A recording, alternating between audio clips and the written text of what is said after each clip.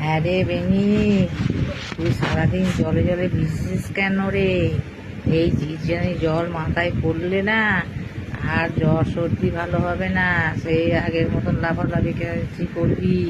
তোর কাকি এই বৃষ্টিতে ভিজে ফ্রিজের জল খেয়ে তোর কাকি যাচ্ছে গলা ফলা সব এটকে। এখন এই গল গল করা, গরম সেঁক করা, নিজের মতন ওষুধ তো খেতে পারবে না, আবার ডাক্তারকে কল করে ভাবে তোর কাকির ওষুধ আনতে হবে। তুই ওরকম জলে জলে ভিজিস না কো, আবার তুই জ্বরে পড়বি। বদমাসি করতে করিস না, কম বদমাসিটা কর। খেয়ে দে নে, নিয়ে ঘুমা যা।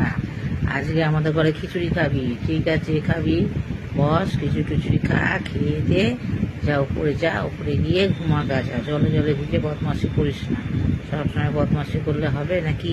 কথা শুনিস না একদম, কিচ্ছু না কর।